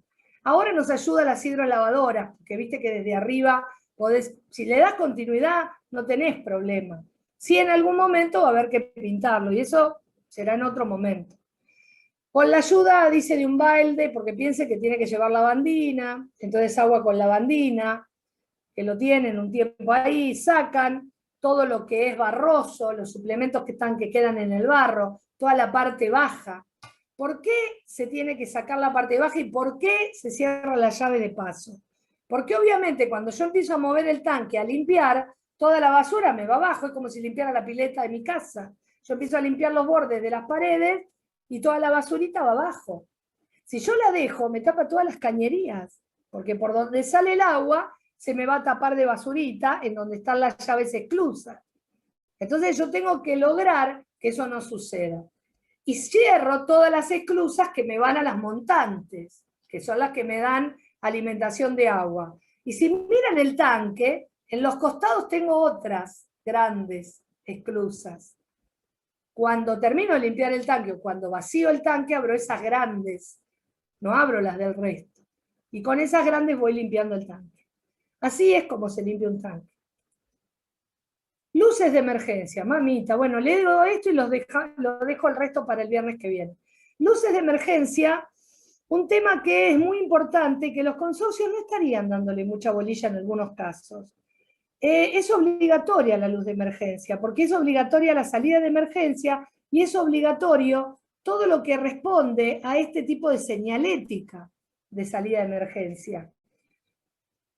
Habría que también, dentro de lo que corresponde a seguridad e higiene, hacer una vez al año, aunque sea, un simulacro de salida de emergencia. ¿Quién lo hace? ¿Qué consorcio lo hace? Yo en el mío no lo hicieron nunca, no sé en el de ustedes. Pero debería hacerse, porque en el momento que no ves nada, a nosotros nos pasó acá un incendio en un departamento, por suerte, rápidamente evacuado, pero yo de golpe tenía en la puerta de mi casa un urso así, que era un bombero, todo negro, diciéndome, bajá ya, ¿viste? Así totalmente asustada, yo ni sabía qué pasaba, y la realidad es que por la escalera la luz de emergencia dejó de funcionar. Y la escalera de mi casa, como es vieja, no está dentro de los códigos y los cánones nuevos, no tiene un escalón bien plano, en donde uno puede pisar bien, que es la obligatoriedad de una escalera de emergencia hoy. No, tiene esas tipo caracol, que si la pisaste en la punta más cercano al ojo de la escalera, te resbalás hasta que llegas a la planta baja, más o menos. Bueno, ese tipo de escalera no debería existir como salida de emergencia. Y si existe esa escalera, por Dios, asegúrame que la voy a ver, por lo menos. Bueno, todo este tipo de luz de emergencia que desde 1999 viene haciéndose, hoy por hoy, la luz de emergencia de Palieres tienen todas una lámpara común y una de emergencia. Entonces vos no necesitas tener un sistema de emergencia distinto. Es luz de LED, entonces tira un montón de luz, ¿sí? Y después, bueno, va a tener que haber en partes comunes, en los halls y después no solo en las escaleras, sino también en los pasillos. Acá les cuento un poco lo que habla de lo que existe en el mercado. Hoy existe más en el mercado que estas cosas que yo fui poniendo, pero seguramente funciona mucho mejor en lo que son oficinas, por un tema de ART, ¿sí?, que en los que son viviendas particulares, que tendríamos que tenerla muy en cuenta porque la ART del encargado también exige esta luz de emergencia. Generalmente tienen convertidores autónomos, digo, tienen baterías, ¿sí?, que le permiten una autonomía. ¿Cuánto es esa autonomía? Y normalmente la autonomía es de 4 a 7 horas. ¿Por qué? Porque se supone que a vos te van a cortar la luz en un tiempo, en un país normal, en un tiempo determinado por este rango. Pero como en este país no es normal, a vos capaz te cortan la luz durante más de 24 horas. Entonces hay que comprar, por lo menos espaciados, algunas luces de emergencia que puedan bancar esas 24 horas. Obviamente sale mucho más cara porque tienen batería más cara. Entonces hay que pensar en una batería general para alimentar todo el sistema de emergencia. Todo esto que les estoy diciendo es algo para estudiar. Y cuando uno pide presupuesto, debe conocer qué hay en el mercado para poder evaluar ese presupuesto. Matafuegos. Los matafuegos ya los conocen, son portátiles. Es la primera línea de defensa de un problema con el fuego. Debería haber una instancia previa de matafuegos, digamos, de una línea primera de proteger, que podría ser una detección de humo, ¿sí? Si en todos los consorcios tuviéramos una detección de humo, por lo menos podríamos tener una señal previa a no ver fuego directamente. Pero bueno, el que está exigido es el matafuego. A nadie le exigen en un consorcio tener detectores de humo. Sí, en oficinas. O sí, en lugares donde hay piezas que son muy importantes de proteger, como puede ser el caso de un museo, en donde vos no podés llegar a la instancia de humo, o porque tenés material inflamable. en donde no debería llegar a la instancia de humo. Si ustedes pueden ver líneas de fuego, digamos, de protección de incendio, de muchos tipos, ¿sí? Hay mucha variedad de líneas de matafuego. Yo tengo un videíto que lo podemos ver la clase que viene, porque sí. ¿La puedo interrumpir? Sí, claro. La central de detección de humo está en una ley básica, que es la Ley de Seguridad e Higiene, que nadie la lee y sus decretos reglamentarios. El decreto 351 del 79, capítulo 18, que es incendio, ahí te dice bajo qué superficie, qué tipo de establecimiento va la central de detección y la central de extinción. En general nadie la usa. No, a ver, lo que habría que ver es hacia dónde apunta. Por ejemplo, las oficinas, yo en la oficina que tengo hoy tengo detector de humo. Las oficinas que tenía antes no tenía. Entonces, creo que también es responsabilidad de las ART obligar a aquellos para tener una... No estoy hablando de la propiedad horizontal, al fin y al cabo, lo que es un beneficio propio, porque el consorcista es un tipo que vive generalmente. Podés tener alguno que tenga rentas, pero tampoco le va a interesar tener un problema de incendio. Entonces, siempre que vos puedas hacer una detección temprana, siempre es mejor. Mirá que voy a esto de la seguridad contra incendio, que dice estos tres aspectos, ¿no? Dice la prevención, que es esto que yo hablo ahora, ¿no? Neutralizando las causas físico-químicas y las causas humanas. Digo, aquí en mi casa, mi hija me llamó un día, yo estaba en la oficina y me dijo, te incendié la cocina, así con esa tranquilidad que se lo estoy diciendo. Y era eso, me había incendiado la cocina porque había apoyado una pava eléctrica sobre una nafe de los del fuego, porque es de vitrio, entonces queda negro. Vos apoyás algo y se quema. Bueno, por suerte no me incendió mucho la cocina, pero medio que me asusté. En esa situación de prevención, por causas humanas, es este tipo de cosas. Mi hijita es muy humana. Protección efectuada sobre personas y los sobrebienes. Yo protejo en esta situación de seguridad de incendio. Y la extinción, según la clase de fuego que tengo, porque el agente extintor tiene que ver con el tipo de fuego que yo tengo. Y eso también es algo que ustedes tienen que considerar. Bueno, y ahí habla de lo La que es el mayoría de fuego. los matafuegos que usan en los consorcios son triclase, A, B y C, y lo pueden ver debajo de los pictogramas eso. Sí, Lo que pasa es que también tienen que tener en cuenta que los matafuegos que son triclase de polvo químico seco son recontra corrosivos. Entonces, si ya lo tienen en instalación eléctrica, besito y despídanse. No, el triclase nunca se les ocurra usarlo para si se le está incendiando el auto y lo tienen a mano. Viste, capaz estás en un garage y tenés a mano un triclase, porque quedó ahí cercano, en vez de poner un D, que si no se te va el coche, adiós, lo tirás, el motor, como dijo Besito, hasta luego, el motor también. El triclase es el tipo que extingue A, B y C, pero sí. está el triclase de Haloclean, que son agentes limpios, que ahí sí se puede poner. El matafuego que se usa en los autos es triclase de polvo químico seco, es corrosivo. No entiendo todavía por qué no se usa el Haloclean o HCFC.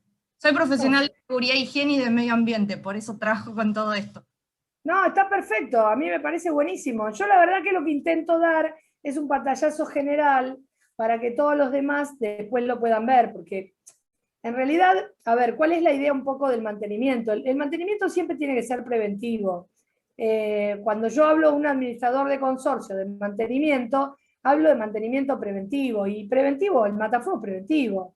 Digo, capaz es cuando se produce el fuego, no es tan preventivo como un detector de humo o como una alarma de incendio, pero la realidad es que es preventivo. Ahora, si yo tengo un consorcio, como ejemplo, yo pongo el mío porque es un ejemplo de un consorcio muy viejo, que no tiene puerta, una F60, ¿sí? Que es la puerta que le da 60 minutos para que pueda pasar el fuego de un lado al otro, en realidad, digamos, ya hay un montón de cosas que no son preventivas, ¿me entendés? Que tiene un cono de fuego que puede entrar por el hueco del ascensor y hacer una chimenea en los últimos pisos, ¿viste? No. Entonces la idea un poco es, che, mira, presentate y sabé bien con qué te estás enfrentando, esto es lo que tenés, pero para eso tenés que saber cuál es el problema, porque si vos no reconoces el problema que podés llegar a tener, es muy imposible que puedas buscarle una solución. Conociendo el diagnóstico, a partir de ahí lo vas viendo. Todo esto que les estoy mostrando es material para tirar para arriba y hacer dulce de leche, que hay en muchos lados respecto a incendios. Yo no me quiero detener en hacer explicaciones varias respecto a incendios, pero sepan que los matafuegos tienen que estar a una distancia no más de 20 metros y no puede haber menos de 2 matafuegos por cada 200 metros cuadrados. Entonces, esas son las cosas mínimas que tenés que saber, y esto de las clases y tipos de calor y de incendio que los tengo en este video que les quería mostrar. Acá tienen, mira, lo que decía recién, acá tienen las distintas clases de incendio y algunas de ellas son aquellos que se utilizan combinados ellos, ¿sí? Materiales sólidos, líquidos y gases como el triclase ABC, ¿sí? El D, que se aplica solo para metales, generalmente es que se utiliza para los garage. En los garage igual también tiene que haber baldes de arena, ¿sí? Porque eso también mata el fuego, la capacidad del fuego le quita el oxígeno y lo mata con eso. Y después los de cocina, que todos los días digo, me voy a ir a comprar un matafuego a la cocina, me voy a comprar un matafuego a la cocina y me olvido. Ahí tengo a alguien que me está hablando. Con el C, que es el eléctrico. Ajá, mira vos. Ok. Me dice que el de fuegos, el de gases, que el C no debería corresponder acá. Fuegos que implican gases inflamables como el gas natural, el hidrógeno, el propano y el butano. El Bien. tipo C es para riesgo eléctrico. Si se fijan en cualquier matafuego, cuando vayan a ver los pictogramas van a ver un macho y una hembra, un enchufe. ¿Para gas decís que no? Para gases no. Debe estar mal esta filmina. Para metales está bien. El tipo K es para aceites y grasas. Sí, sí, eso es la de la cocina, digo. Ahora después lo voy a mirar. Puede ser que esté mal, sí, tranquilamente. Yo no soy especialista en matafuegos. Puede ser que esté mal. Ahora lo voy a verificar. Puede ser, eso yo. Bueno, y acá las clasificaciones de los riesgos, obviamente, de acuerdo a la envergadura que tenga ese riesgo, los tipos de riesgo que pueden aparecer, la clasificación. El leve, donde la cantidad presente del material combustible pueda producir fuego de escasa envergadura, digo. El ordinario, cuando presenta materiales combustibles que pueden ser de moderada, y el otro que es de riesgo muy alto, que en el caso de hay cosas que se pueden, que son mucho más riesgosas, hay algunos tipos de depósitos o guardas que yo puedo tener, tipos de locales, comerciales que yo podría tener. No sé si vieron hace unos meses atrás, el año pasado fue, un incendio que hubo en una perfumería de pigmento en Scalabrini, Ortiz y Corrientes, que se encontraba en una planta baja de un edificio de propiedad horizontal, y lo que le produjo la mayor cantidad de incendio, que mató a uno de los bomberos, no sé si uno o dos, fue que abajo tenía todo material inflamable de aerosoles. Y cuando los chicos bajaron por ver el foco de incendio que me parece que se produjo ahí, les explotaron los aerosoles, por eso los mataron. Así que la verdad que es tristísimo, ¿no? Pero digo, hay que tener en cuenta todas estas cosas. Buenísimo, bien. Distribución de matafuegos, esto que les contaba un poco, después léanlo tranquilo, no les quiero robar más tiempo. Y bueno, esto es todo para que lo tengan en su haber. Ordenanzas municipales. Arquitecta, Acá está, sí. Un dato que quiero dejar en claro, que suelo tener mucho quilombo cuando tengo empresas en propiedades horizontales.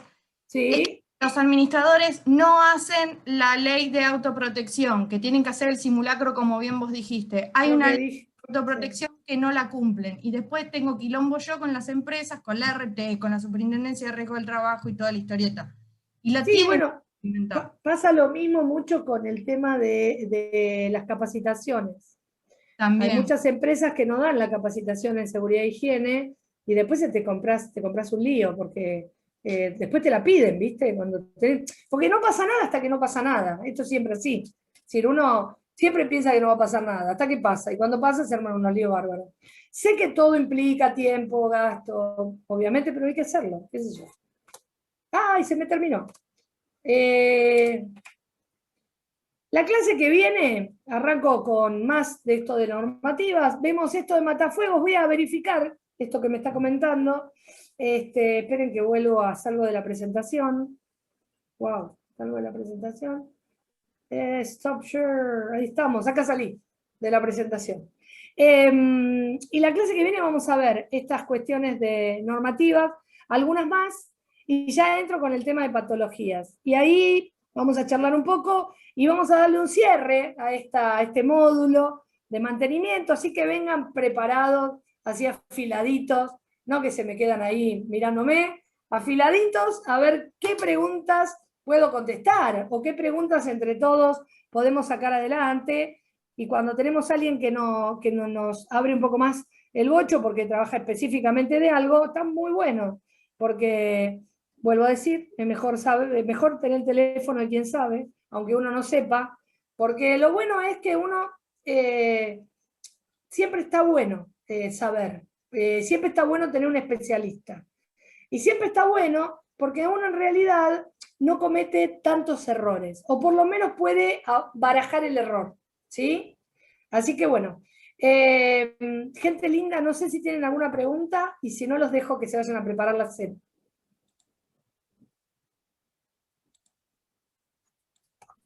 ¿Nada?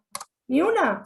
¿Ni las buenas noches? ¿Ni que sacaron la ropa para colgar, como la tenía yo, que tenía todo, veía que se me estaba mojando todo lo que tenía seco? Está bien. Hagamos así, nos encontramos el viernes que viene, si Dios quiere, a las 6, como última clase de este módulo, y bueno, y ahí nos vamos a poner un poquito en charla. Así podemos barrer algunas cosas. Les agradezco mucho. Les mando un beso enorme. Chao, buenas noches. Bueno, gracias. Buen fin de semana.